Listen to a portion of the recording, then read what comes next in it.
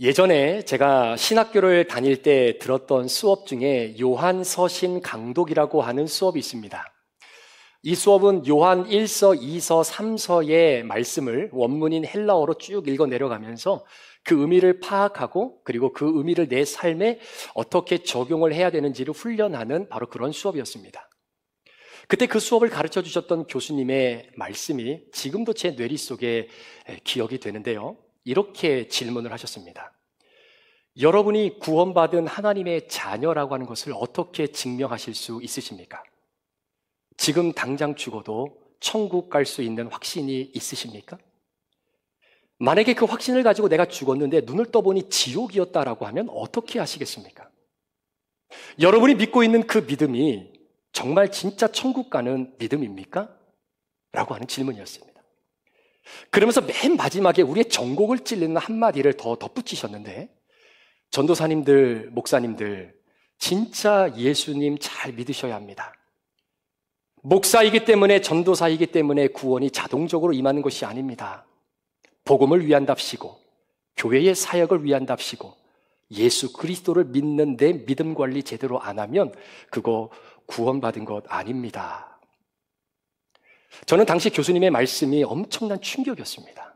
왜냐하면 그래도 신학교에 들어오는 사람들이라고 하면 앞으로 목회자가 될 사람들인데 그래도 구원의 문제에 대해서는 어느 정도 확고한 마음을 가지고 들어온 사람들이 아니겠는가. 그리고 그 생각 안에는 제 자신의 구원도 당연히 포함되어져 있다라고 하는 나만의 전제가 동기화되어져 있었기 때문입니다. 그런데 그 교수님의 말씀을 듣고 충격 아닌 충격에 빠지게 되었고 3년 동안 신대원을 지내면서 이 구원이라고 하는 문제에 대해서 골똘히 생각하고 고민했던 시간이 제 자신에게는 있었습니다. 이와 마찬가지로 여러분들에게 동일하게 한번 제가 여쭤볼게요. 여러분 정말 구원 받으셨습니까? 지금 당장 죽어도 여러분 천국 갈 확신이 있으세요? 그 확신은 도대체 어떤 믿음을 근거로 해서 가지고 있는 확신입니까? 여러분들이 어떤 믿음을 가지고 계시기 때문에 그런 확신이 있다라고 말씀할 수 있는 것입니까? 아마도 그 믿음은 예수 그리스도를 믿는 그 믿음일 것입니다. 예수님께서 나의 죄를 위해서 십자가에 못 박혀 죽으심으로 말미암아 나의 모든 죄가 완벽하게 해결받았다라고 하는 그 믿음일 것입니다.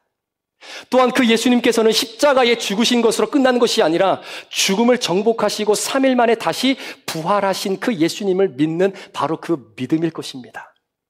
한 걸음 더 나아가 그 예수님은 이 땅에 마지막 재림의 주님으로 만왕의 왕으로 영원한 심판자로 오셔서 우리를 심판하시고 결국 하나님 나라의 처소로 우리를 인도해 주실 바로 그 예수 그리스도를 믿는 믿음일 것입니다.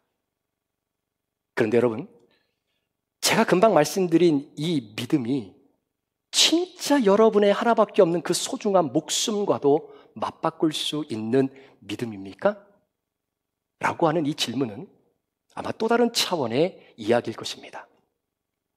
교회를 오래 다니신 분들은 아마도 귀에 못이 박히도록 들어왔던 말씀일 거예요. 강단에서 구원에 대한 말씀이 선포되어질 때마다 아유, 목사님 또 그 얘기 하시는구나. 이미 우리 다 알고 있는 이야기고 그 이야기 많이 들었는데 뭐 아는 이야기를 그렇게 목에 핏대를 세우고 말씀하실까? 라고 생각하는 사람들이 의외로 교회 안에 굉장히 많다라고 하는 겁니다. 그런 분들에게 제가 이렇게 한번 질문을 드려보고 싶어요.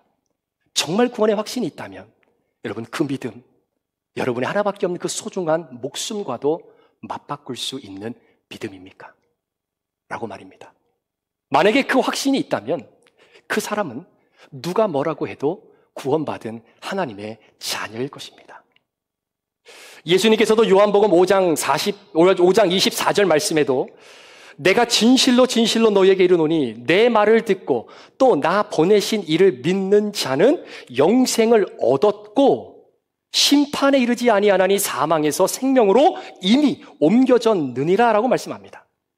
또한 사도 바울이 로마서 5장 9절 말씀에도 그러면 이제 우리가 피로 인하여 의롭다 하심을 얻었은즉 더욱 그로 말미암아 진노하심에서 구원을 얻을 것이니 라고 말씀하고 있습니다.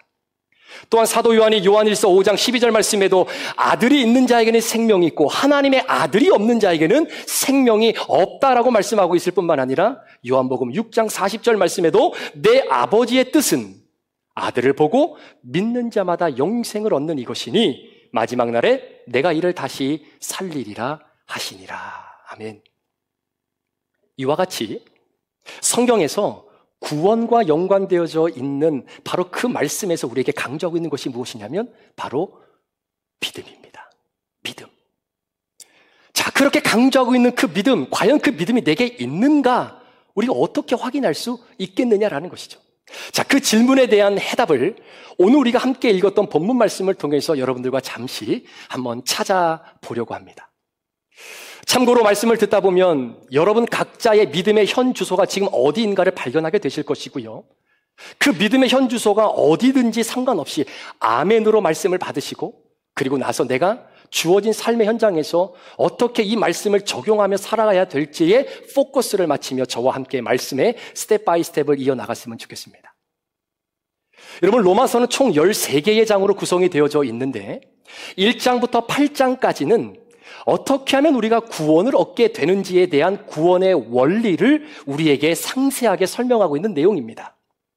그리고 이어지는 9장부터는 그렇게 구원의 원리를 통해서 구원받은 하나님의 자녀들이 이 땅 속에 살아가면서 구원받은 믿음의 징표가 무엇인지를 우리에게 설명하고 있는 내용으로 가득 차 있는 부분입니다.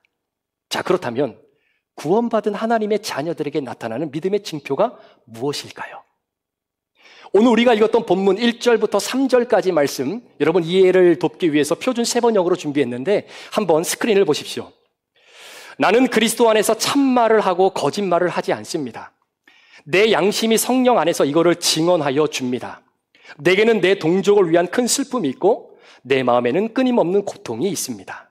나는 육신으로 내 동족, 내 결례를 위하는 일이면 내가 저주를 받아서 그리스도에게서 끊어질지라도 달게 받겠습니다. 사도 바울의 고백입니다. 여러분, 사도 바울은 구원받은 사람입니다. 그러니까 사실 걱정이 없어요. 어차피 구원받은 사람이고 지금 당장 죽어도 나는 하나님 나라에 갈 수 있는 확신이 있기 때문에 뭐가 문제겠습니까? 그래서 로마서 8장 마지막 부분에 예수 그리스도를 통해서 경험되어진 하나님의 절대적인 사랑을 경험했던 사도 바울이 그 사랑을 이 세상에 무엇으로도 누가도 끊어낼 수 없다라고 고백할 정도의 그 마음을 본다면 사도 바울에게 있어서 가장 중요한 이슈는 구원 외에는 없다라고 말할 수 있는 것 아니겠습니까? 그러니 뭐가 두렵겠어요? 뭐가 근심이 되겠습니까? 구원의 확신을 가지고 나가니까 하루하루의 삶이 너무나 기쁘고 감사하고 즐거운 겁니다. 그런데 구원을 얻고 나니까 구원받기 이전에 살아갈 때 전혀 내가 생각하지도 못했던 걱정과 근심이 한순간에 사도 바울을 엄습하더라는 겁니다. 그런데 그 근심의 가슴의 고통이 얼마나 컸냐면 내 가슴을 후벼 팔 정도로 그 근심과 걱정의 고통이 심했다라는 거죠. 여러분, 그 근심이 뭐겠습니까? 바로 사도 바울에게 내 동족을 향한 구원의 문제였다라는 거예요. 사도 바울은 전도 여행을 다닐 때마다 그 도시에 들어가서 제일 먼저 했던 패런이 뭐냐면 그 도시의 유대인들이 지어놓았던 회당에 들어가서 하나님 나라의 복음을 전하게 됩니다. 왜 그랬을까요? 이유가 있는 것입니다. 바로 내 동족, 내 형제 자매, 내 골육, 내 친척에 대한 구원에 간절한 소망이 있었기 때문이에요. 여러분, 사도 바울은 더 이상 원하는 것이 없는 사람 아닙니까? 잘 나가는 집안에서 해보고 싶은 거 다 해보면서 살았던 사람이었을 거예요. 아쉬울 것이 없었던 사람입니다. 성경에 보니까 히브리인 중에 히브리인이고요. 그리고 베냐민 지파 출신일 뿐만 아니라 가말리알 문화에서 공부를 했고 로마의 시민권도 가지고 있는 사람입니다. 그러니까 오늘날로 말하면 엄청난 스펙을 가지고 있는 집안에 속해 있는 사람이다라는 거예요. 그런 그가 세상 성공 기준에 부합한 인생을 포기하고 구원받은 하나님의 자녀로 이 세상을 살아갑니다. 그런데 웬일입니까? 구원받은 자녀로 살아가는데 구원받기 이전에 느끼지 못했던 고통과 근심이 자기 자신을 억누르게 되는데 그 고통의 아픔이 얼마나 컸냐면 이렇게까지 고백하더라는 거지요. 내가 하나님으로부터 저주를 받아 그리스도 예수로부터 끊어지는 한이 있더라도 내 골육, 내 친척, 내 동조, 유대인들의 구원을 허락해 달라고 할 정도였으니 그 프레셔가 얼마나 컸겠느냐라는 거예요. 여러분 한번 보세요. 사도 바울이 구원을 받고 난 이후에 예수의 복음을 전합니다. 당시에는 복음을 듣는 사람이 유대인 아니면 이방인 두 부류밖에 없지 않았겠어요? 그런데 그 복음을 듣는 두 부류의 리스판스가 너무나 다른 겁니다. 복음을 전하는데 이방인들이 하는 이야기가, 사도 바울 선생님, 진짜 예수라고 하는 사람이 나 대신에 십자가에 죽었기 때문에 내가 오늘 살아가고 있는 겁니까? 그런 사람이 지구상에 존재한다면 우리에게 소개해 주세요. 우리가 그분을 믿고 따르겠습니다. 복음이 들려질 때마다 회개하고 줄을 서서 세례받겠다라고 그렇게 아웅다웅 하는데, 정작 복음을 듣고 바뀌어야 될 내 동족인 유대인들은 눈 깜짝 안 하고 있다라는 이야기입니다. 여러분 한번 생각해 보세요. 여러분들이 교회에서 전도 훈련 프로그램을 잘 받았습니다. 그래서 복음 제시를 아주 깔끔하게 잘해요. 그래서 불신자들에게 복음을 제시했더니 그 불신자들이 복음을 듣고 회개하며 하나님 앞으로 돌아오는 놀라운 역사가 일어나게 됩니다. 얼마나 보람찬 일입니까? 그런데 남들은 그렇게 복음으로 변화시키는데 정작 내 집안의 남편은 예수를 안 믿어요. 내 아내가 예수를 믿지 않아요. 밖에서는 눈물 콧물 흘려가면서 사람들을 예수님 앞으로 인도하는데 정작 내 자녀들은 예수를 믿지 않아요. 여러분 어떤 마음이 들겠습니까? 저 같으면 굉장히 자괴감이 들 것 같아요. 진짜 허탈한 마음이 들 것 같아요. 야, 내가 지금 뭐 하고 있는 거지? 나는 남들 구원하겠다고 그렇게 눈물 콧물 흘려가며 열정을 다해 복음을 전해 하나님 앞으로 영혼들을 인도하는데 막상 집에 돌아와 보니까 내 피부치, 내 남편, 내 자녀들, 내 아내는 여전히 예수를 믿고 있지 않는 그 상황을 바라보며 내가 어떻게 그걸 해석해야 되겠느냐라는 것이죠. 너무나 마음이 힘들 것 같아요. 사랑하는 성도 여러분, 그래서요, 구원받은 성도들에게는 나타나는 두 가지 믿음의 징표가 있습니다. 첫 번째는 구원의 기쁨이에요. 그리고 두 번째는 구원을 받는 그 순간 하나님께서 그 사람에게 주어지는 십자가가 있다라는 겁니다. 그런데 오늘날 많은 사람들은 그저 내가 구원받은 그 기쁨과 감격 속에서만 살아가면 된다라고 하는 그 카테고리를 벗어나지 못해요. 사랑하는 성도 여러분, 맞아요. 구원의 기쁨도 중요하지만 그 기쁨 못지않게 중요한 것이 정말 내게 구원받는 순간 나에게 주어진 십자가가 있다라고 하는 사실을 우리는 잊어서는 안 되는 것입니다. 근데 그 십자가가 뭐냐면요, 구원받지 못한 내 가족, 내 친척, 내 형제, 자매를 향한 나의 애통의 마음입니다. 이 십자가가 있는 사람은 단연코 구원받은 사람 아니겠습니까? 그래서 저는 여러분들이 구원받은 그 기쁨을 누리면서 사시는 모습을 제가 봐도 하나님께 굉장히 감사할 것 같아요.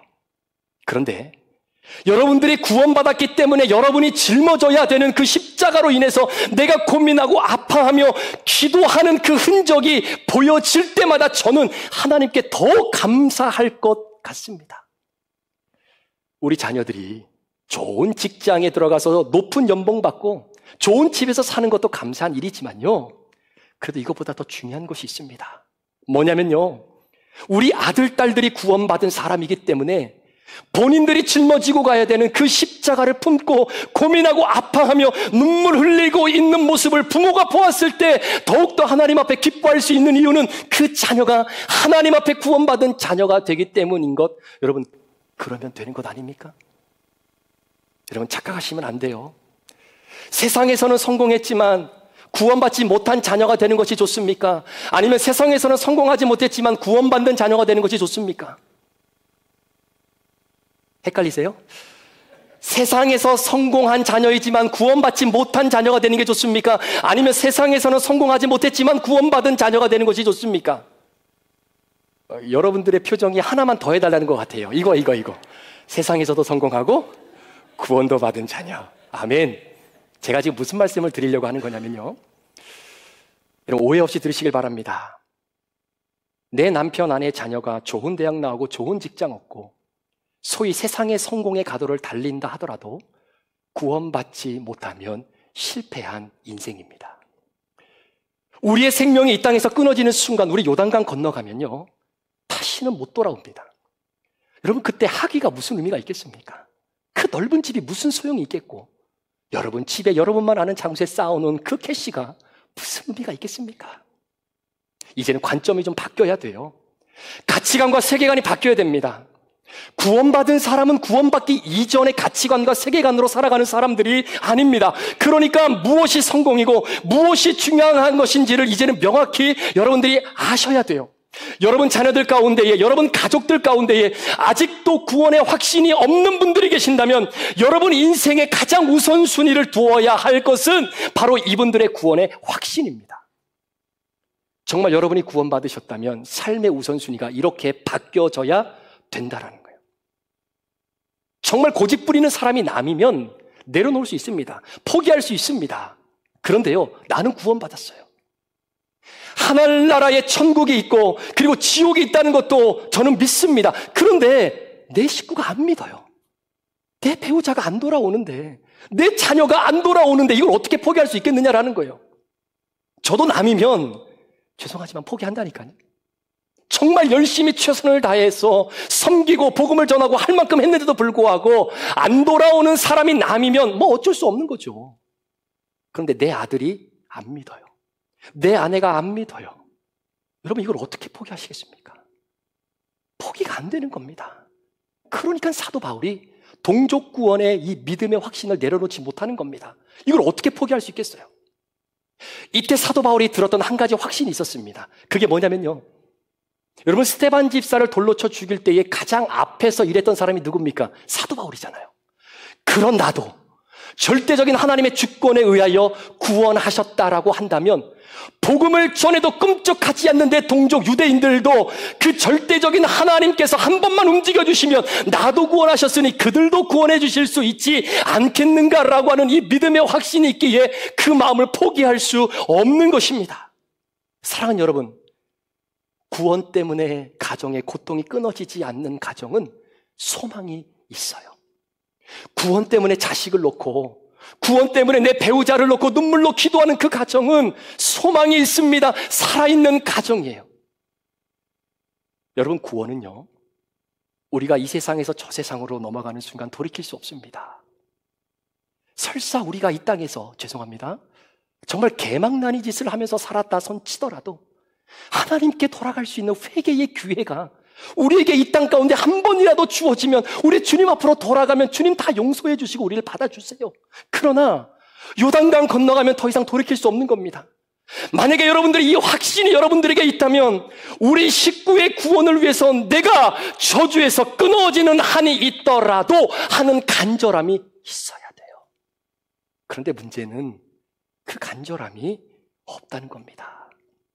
그러니까 구원받지 못한 자녀들에게 우리 부모들이 이렇게 이야기하는 거예요. 야, 예수 믿을 시간 앞으로 많아. 그러니까 주일날, 일요일날 가서 ACT, SAT 공부하고 있어야지. 지금 나가서 예배 드릴 때가 아니잖아. 공부 더 해. 야, 예수 믿을 시간 앞으로 많아. 젊을 때 조금이라도 돈 벌어야지. 젊을 때 조금이라도 직급이 높아야 나중에 나이 들어서 사람들에게 손가락질 당하고 안 산다. 야, 물 들어올 때 노 저어야지. 여러분, 죄송합니다. 이렇게 말씀하시는 부모는요, 그 자녀 진짜 사랑하는 부모 아니에요. 구원 때문에 절박한 것, 구원 때문에 고통받는 것, 그것이 진짜 사랑입니다. 사도 바울은 구원의 확신을 얻고 난 이후에 전혀 보이지 않았던 동족의 아픔이 느껴지는 겁니다. 그런데 현실은 내 가족이, 내 형제가 예수를 믿지 않고 영원한 지옥을 향해 걸어가고 있는 그 모습 때문에 엄청난 걱정과 근심에 사로잡혀 살아가고 있는 거예요. 아무리 복음을 전해도 씨알도 먹히지 않는 그 유대인들, 그때 사도 바울이 하나님 앞에 초강수 하나를 든 것이 있었습니다. 그게 뭐냐면요, 하나님, 이스라엘 백성은 하나님과 언약을 맺은 백성 아닙니까? 하나님 말씀하실 때에 나는 너희의 하나님이 되고 너희는 내 백성이 되겠다라고 말씀하지 않으셨습니까? 그리고 온 세상의 구원자이신 예수 그리스도도 혈통으로 따지면 유대인의 혈통을 통해 난 자가 아닙니까? 그러니 그 약속을 지키는 차원에서라도 내 동족을 구원해 주십시오 라고 초강수를 두는 내용이 오늘 본문 4절과 5절 말씀입니다. 한번 보실까요? 내 동족은 이스라엘 백성입니다. 그들에게는 하나님의 자녀로서의 신분이 있고 하나님을 모시는 영광이 있고 하나님과 맺은 언약들이 있고 율법이 있고 예배가 있고 하나님의 약속들이 있습니다. 족장들은 그들의 조상이요 그리스도도 육신으로는 그들에게서 태어나셨습니다. 그는 만물 위에 계시면서 영원토록 찬송을 받으실 하나님이십니다. 아멘. 여러분, 유대인들은요 하나같이 혈통을 통해서 구원을 얻는다라고 생각하고 있었던 사람입니다. 그러니까 본인들이 아브라함의 자손이기 때문에 그들은 태어나면서부터 구원을 얻는다라는 생각을 갖고 있었어요. 그런데 구원은 절대로 혈통을 통해 얻어내는 것이 아닙니다. 유대인이기 때문에 자동으로 구원이 임하는 것입니까? 혹시 이런 얘기 해보셨거나 들어보신 분 있으실 거예요. 우리 집은 예수 믿은 지 3대째 집안이라고, 4대째 집안이라고. 그래서 어떻게 하겠다는 겁니까? 3대째, 4대째 예수 믿는 집안에서 태어난 자녀들은 자동으로 구원을 얻은 상태로 태어납니까? 아니에요. 절대 그렇지 않습니다. 또 이런 얘기도 들어보셨고 저도 많이 들어봤습니다. 복음의 3대째를 이어오는 가정은 1대가 복음을 심고 2대가 복음을 잘 가꾸고 그리고 3대째 복음의 열매를 거머쥔다. 이런 얘기 들어보셨죠? 저도 많이 들었어요. 그런데 여러분, 저도 굉장히 많이 심습니다. 저도 예수 믿은 지 3대째 집안에서 살고 있는 사람이거든요.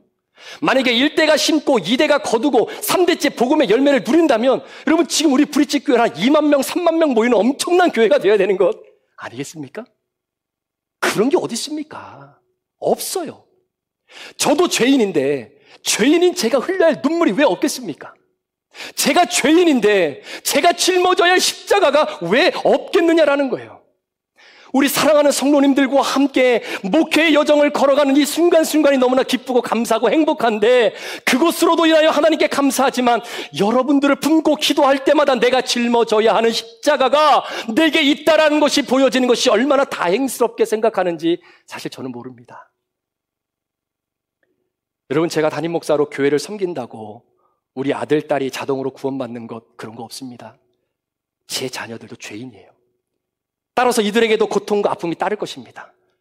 예수님 때문에 짊어져야 가는 그 십자가가 보여야 그 자녀들도 구원받은 하나님의 자녀들인 거죠. 지금 사도 바울이 이걸 이야기하고 있는 겁니다. 혈통으로 유대인이기 때문에 태어나면서 이미 구원은 따놓은 당사라고 그런 거 없다라는 거예요.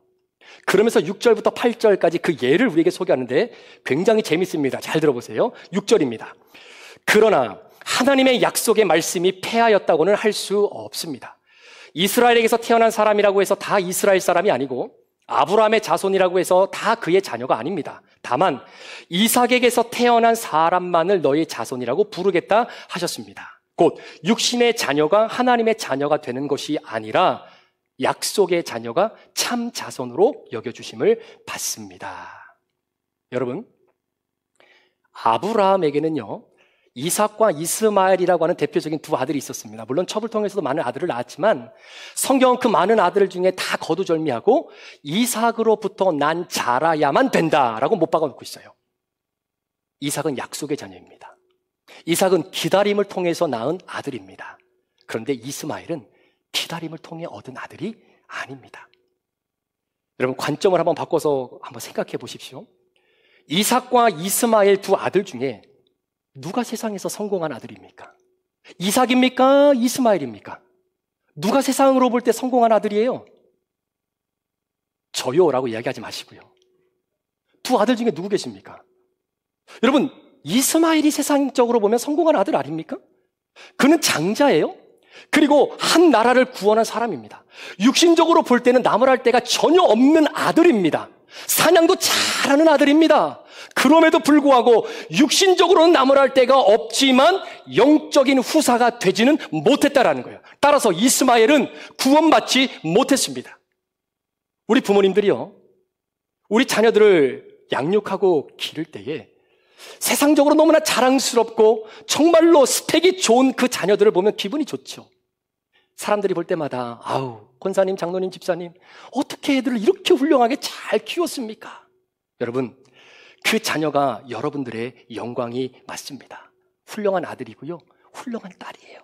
그런데 마찬가지로 이스마엘도 훌륭한 아들이었습니다. 한 나라를 구한 사람이었습니다. 사냥도 잘했던 사람입니다. 세상적으로 볼 때는 이삭보다 성공한 사람이었습니다. 육적으로는 뛰어났지만 결과는 이스마엘은 구원받지 못했다라는 거예요. 여러분 한번 생각해 보셨습니까? 구원받지 못한 이스마엘은요, 나중에 천국에 간 아버지 아브라함과는 더 이상 아무런 관계가 없는 사람이 되어버린다라고 하는 사실. 이 땅에서는 부자지간이었어요. 그런데 아버지는 천국 가고 아들은 구원받지 못해서 지옥 갔어요. 그러면 천국에 있는 아버지와 지옥에 있는 이 아들이 마치 이 땅에서 부자지간으로 삶을 살아갔던 그 관계가 그때도 이어지느냐? 천만의 말씀. 관계가 없다라는 겁니다. 아무런 관계가 없다는 거예요. 여러분, 너무나 슬프지 않으세요? 진짜 자식 하나 바라보고 한국에서 잘 나가던 그 모든 것들 다 내팽겨치고 미국에 이민 와서 그 자식 하나 바라보고 여기까지 투잡, 쓰리잡 뛰면서 달려왔는데 나는 예수 믿고 하나님 나라 천국 갔는데 내 자녀는 구원받지 못해 지옥에 가면요, 이 세상에서 부자지간의 관계가 그때도 동일하게 연결되지 않는다라는 이야기입니다. 얼마나 가슴 아픈 이야기예요. 그러니까 구원받지 못한 내 자녀를 바라볼 때 부모로서 애통하는 마음이 어찌 없을 수 있겠느냐라는 겁니다. 이건 제 얘기가 아니라 성경이 그렇게 말하고 있기 때문이에요.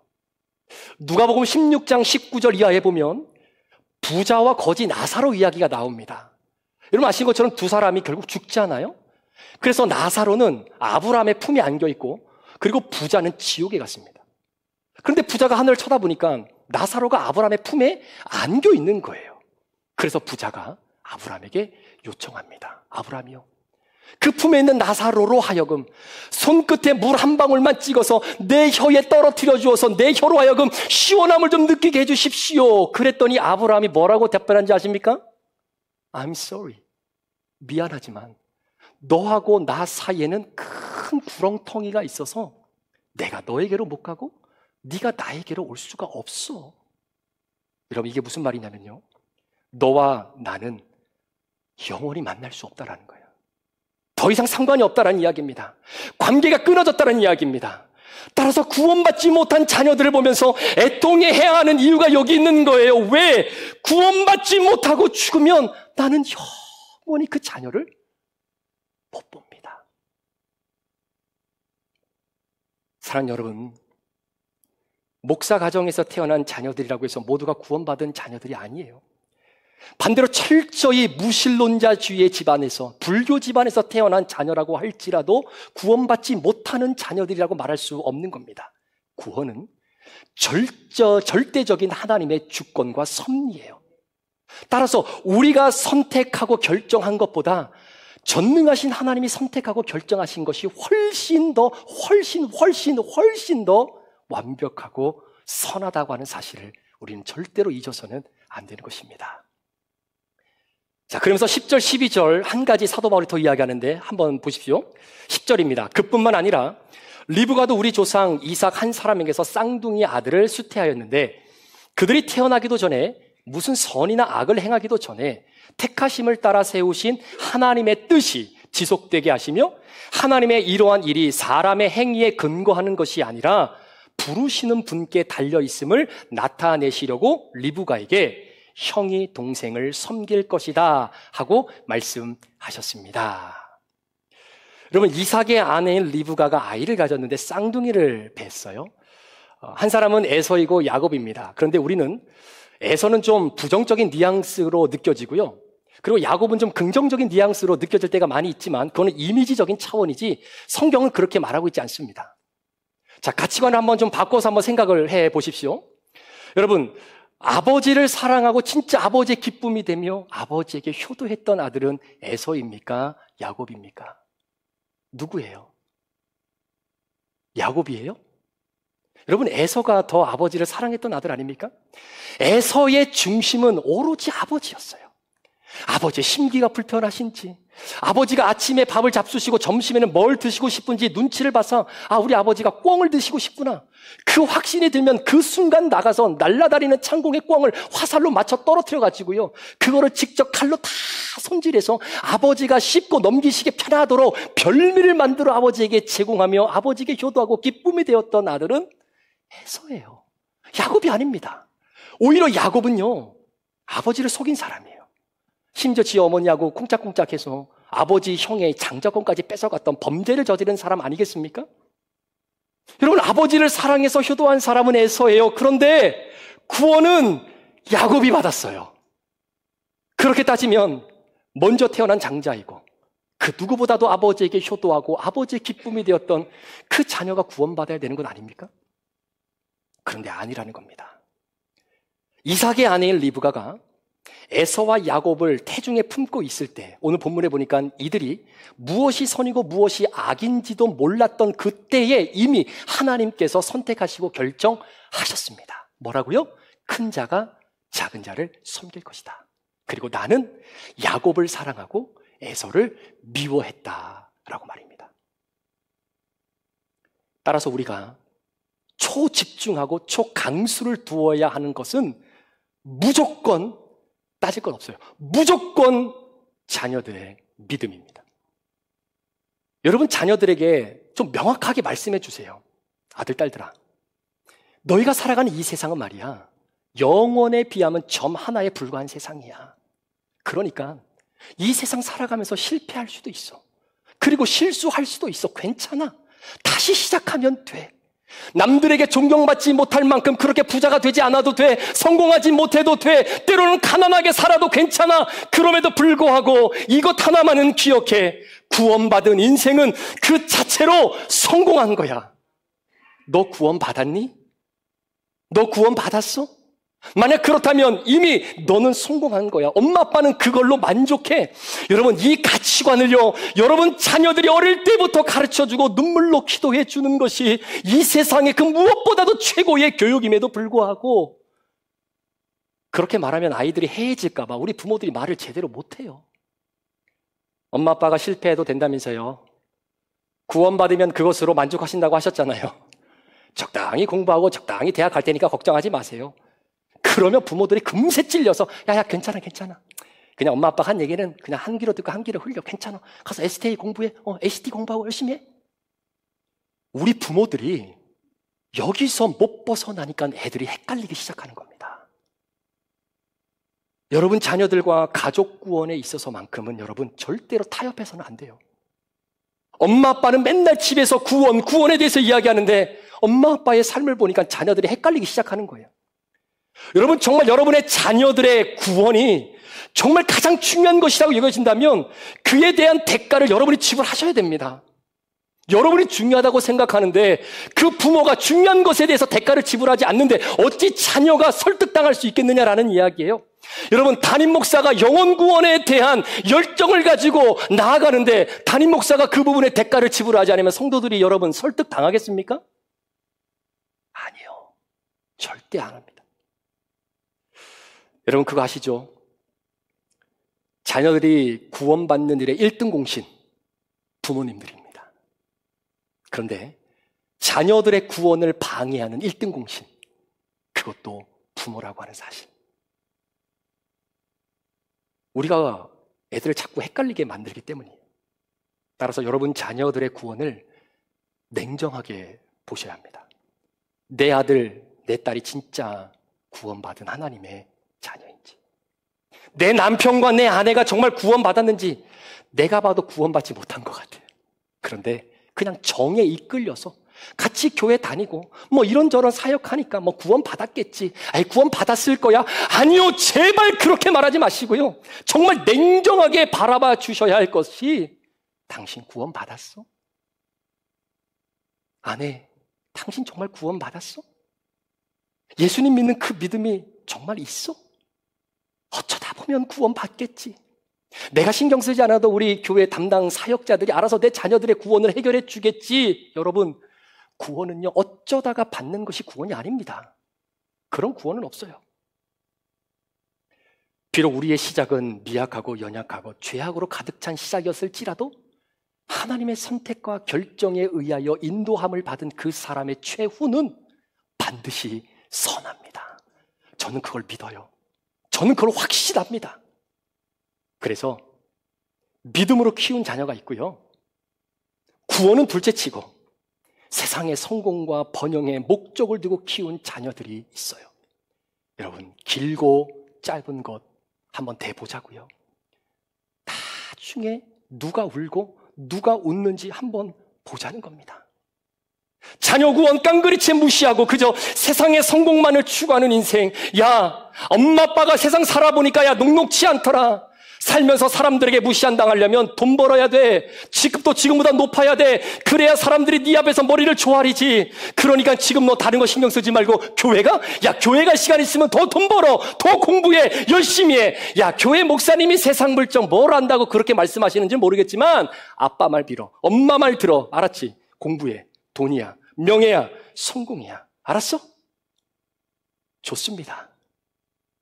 누가 길고 누가 짧은지, 마지막에 누가 울고 누가 웃는지 한번 우리 보자고요. 마지막에 웃는 사람이 진짜 성공한 사람입니다. 말씀을 마무리합니다. 지난주 월요일 날 모처럼 제 막내 아들하고 이렇게 운동하는 곳을 제가 라이드를 해서 함께 따라간 적이 있었습니다. 아들은 들어가서 운동을 하는 동안 저는 찬양을 들으면서 공원 주위를 이렇게 돌고 있는데 성령님께서 제 마음에 굉장한 부담감을 주시는데 그 부담감을 제가 저버릴 수가 없었어요. 그게 무엇이었냐면 너는 네 아들의 구원을 확인해 봤냐? 네 아들의 구원의 확신을 갖고 있는지 너는 점검해 봤냐? 이 마음이에요. 그래서 운동을 마치고 나오는 아들을 데리고 잠시 공원 한 바퀴를 좀 아빠랑 돌자라고 제안을 했더니 제 아들이 흔쾌히 허락을 해 주었습니다. 그렇게 둘이서 공원을 돌다가 제가 제 아들에게 이렇게 질문을 했어요. 준민아, 너는 예수님 믿니? 예수님이 우리 준민이를 위해서 십자가에 대신 죽어주신 것을 너는 믿어? 우리 준민이는 죽으면 하나님 나라 천국에 갈 확신이 있니? 아들이 대답합니다. 네 아빠, 저 예수님 믿어요. 예수님이 나를 위해 십자가에 못 박혀 죽으신 것도 믿어요. 그리고 내가 죽으면 천국 갈 확신도 있어요. 그리고 잠시 서로 아무런 말 없이 침묵이 흐르는 가운데에 그 공원을 돌고 있는데 갑자기 제 아들이 저한테 이렇게 이야기를 하는 겁니다. 아빠, 나는 예수님을 믿어서 괜찮은데 예수님을 믿지 않는 아이들을 보면 마음이 아프다는 거예요. 제가 그 말을 듣고 참 하나님께 감사했습니다. 아들, 아빠는 준민이가 이 고백한 이 믿음의 고백이 하나님 앞에 설 때까지 지켜지기를 바래. 아빠는 우리 준민이가 좋은 대학 가고 좋은 직장 얻고 또 돈도 많이 버는 사람이 되는 것도 물론 좋지만 그것보다 더 중요한 것은 예수님 잘 믿고 구원받은 하나님의 자녀로 살아가는 게 더 좋아. 그러니까 실패해도 괜찮아. 좀 못해도 괜찮아. 그 대신 예수님 믿는 이 믿음만큼은 잘 유지하는 우리 준민이가 됐으면 좋겠고 그리고 하나님이 기뻐하지 않는 일을 하면서 살아가는 사람이 되지 않았으면 좋겠어. 그게 엄마 아빠가 준민이에게 바라는 거야. 사랑하는 브릿지 가족 여러분, 구원받은 증거는 바로 이겁니다. 구원의 기쁨, 그리고 구원으로 인해서 허락되어진 나만의 십자가. 바로 내 남편, 아내, 그리고 자녀들의 구원을 놓고 근심하며 애통하는 것. 이 두 가지의 믿음의 징표가 여러분의 삶에 고스란히 드러나 있다면 누가 뭐라 그래도 여러분은 구원받은 하나님의 자녀들입니다. 반대로 구원의 기쁨은 있지만 그 구원으로 인해서 내가 짊어져야 하는 십자가가 내게 보이지 않는다면 오늘 이 시간 사도 바울이 동족의 구원을 놓고 가슴앓이를 했던 그 가슴앓이의 마음을 하나님 내게도 좀 허락해 주십시오 라고 기도하십시오. 그리고 여러분의 남편과 아내와 여러분의 자녀들이 구원받은 하나님의 백성들이라면 그 믿음이 주님 앞에 서는 그 순간까지 무너지지 않도록 기도해야 됩니다. 그렇게 기도할 때 하나님 응답해 주실 겁니다. 소망하긴 이번 한 주간 우리 구원받은 하나님의 자녀로서 나타나는 믿음의 두 가지 징표, 기쁨, 애통의 흔적이 여러분의 삶 가운데 펼쳐지는 은혜가 있기를 우리 구주 예수 그리스도 이름으로 축원합니다. 기도하시겠습니다.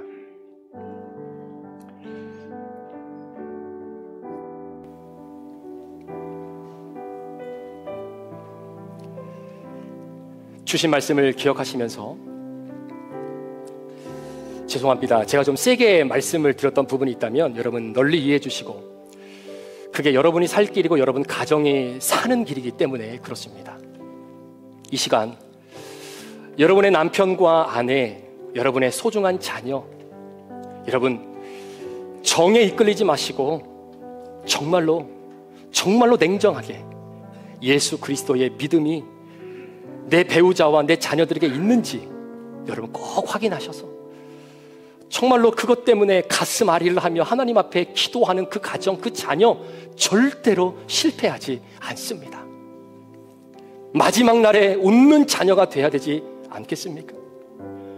평생 한 입을 입고 함께 피부 맞대며 살았는데 막상 죽고 나서 나는 천국 가고 내 아내 남편은 지옥 가면 여러분 그때 어떻게 되돌리겠어요? 다시 한번 주님 주신 마음 품고 기도할 때에 하나님 먼저 나에게 구원의 확신을 주십시오.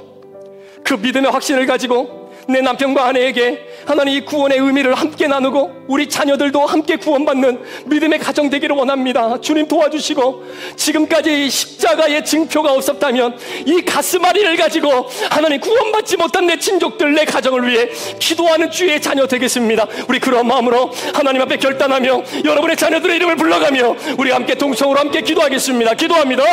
하나님 아버지 감사합니다. 아버지 시간도 성령여 역사하여 주옵소서. 하나님 아버지 구원은 절대적인 하나님의 주권에 달려있음을 고백합니다.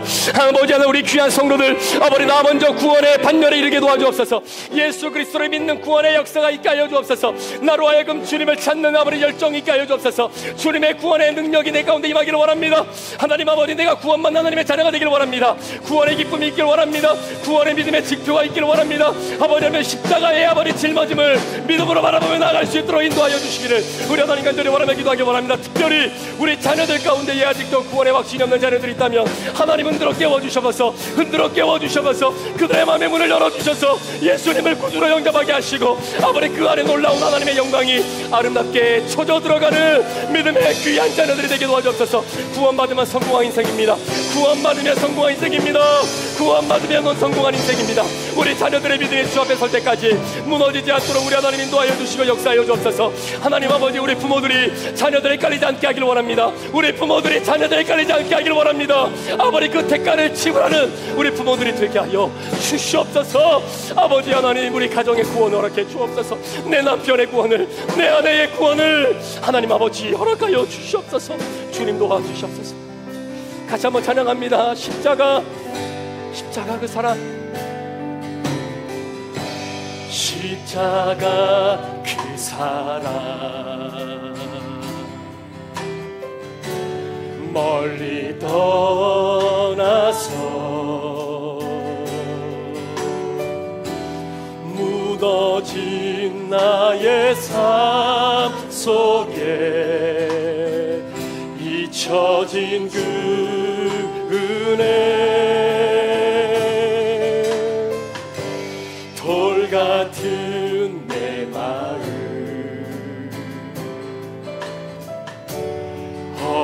어루만지사 다시 일으켜 세우실 주를 사랑합니다.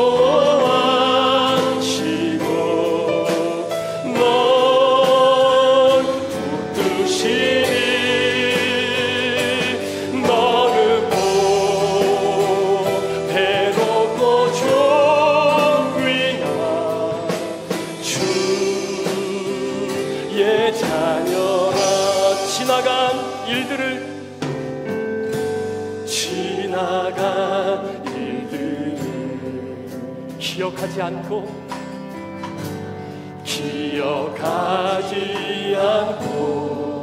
이전에 행한 모든 일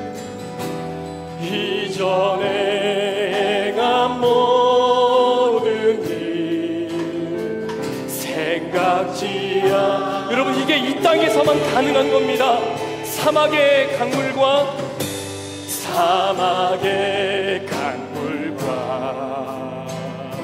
길을 내시는 주. 여러분, 자녀들 안에서 내 안에 새 일 행하신 주만 바라보리라. 주 나를 보호하시고 날 붙드시니 나는 배롭고 존귀한 주님의 자녀라. 주 너를 보호하시고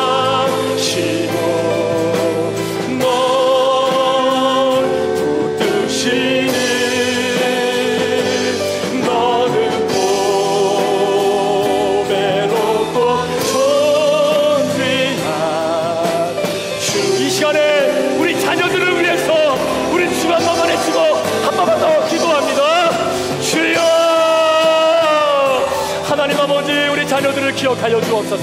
우리 믿음의 자녀들을 지켜주시옵소서. 우리 자녀들에게 구원의 확신이 있기를 원합니다. 우리 자녀들이 예수님 믿고 살길 원합니다. 우리 자녀들이 주님께 붙들림받아 인생 되길 원합니다. 어릴 때부터 말씀으로 양육받기를 원합니다. 어릴 때부터 말씀으로 훈련받기를 원합니다. 하나님을 향한 열정 잃어버리지 않기를 원합니다. 하나님 아버지, 우리 자녀들을 붙잡아 주옵소서. 아버지, 출산 우리 자녀들에게도 지금은 주님의 품을 떠나 있지만 하나님 아버지, 그 자녀들을 불쌍히 여겨주셔서 주님 품 안으로 인도하여 주옵소서. 구원의 기쁨을 누리고 구원의 확신을 누리고 우리 자녀들의 구원의 역사를 이끌어내는 우리 믿음의 자녀들 될 수 있도록 우리 하나님 역사해 주시길 원하며 기도하기 원합니다. 우리 자녀들을 주님 축복하시고 인도하여 주옵소서. 주님 도와주시길 원합니다. 주 너를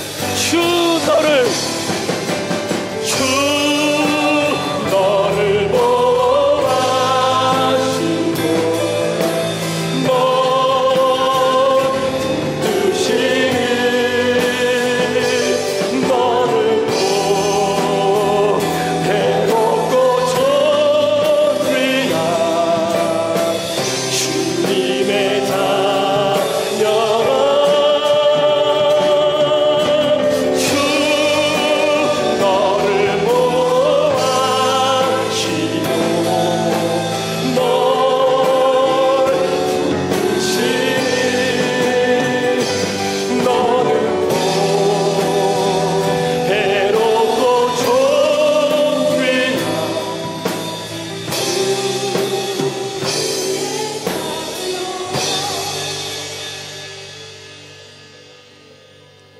하나님 아버지,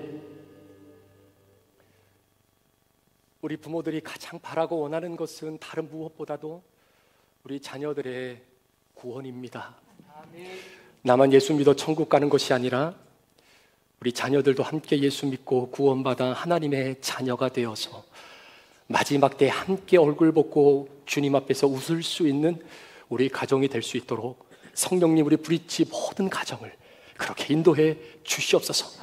아직까지도 예수님이 내 마음속에 나의 구세주로 영접되어지지 못한 분들도 혹시 이 자리에 있다면 절대적인 하나님의 주권을 가지시고 하나님 조금만 움직여 주셔서 우리 귀한 영혼들의 마음속에 구원의 기쁨과 구원의 십자가의 증표가 그들의 인생 가운데도 나타날 수 있도록 성령님 도와주시옵소서. 모든 영광 우리 주님 앞에 올려드립니다. 지금은 우리 구주 예수 그리스도의 귀하신 은혜와 우리 아버지 하나님의 무한하신 사랑하심과 성령님의 감화감동 충만 교통 위로하시고 내주하심의 역사가 내가 구원받은 하나님의 증인으로서 믿음의 두 가지 증표를 이 땅 가운데 드러내며 이번 한 주간을 살겠다라고 결단하며 세상으로 파송받아 나아간 우리 모든 성도들 머리머리 위에, 이들의 가정과 직장과 사업 더 위에, 우리 자녀들 위에, 선교사님들 위에, 교회 위에, 태중의 생명들 위에 지금부터 영원토록 함께 계시기를 간절히 축원하옵나이다. 아멘. 하나님 도와주시옵소서. 우리 믿음의 자녀들을 꼭 기억하여 주시고, 잠시 주의 품을 떠나 있는 자녀들이 있다면 주님 도와주셔서 그 자녀들 주님 앞으로 돌아오는 놀라운 역사가 주님 있게 하여 주시옵소서. 오 주님, 우리 믿음의 가정들이 모두가 구원받고 하나님 나라에서 주님 찬양하는 귀한 가정 되게 하여 주시옵소서.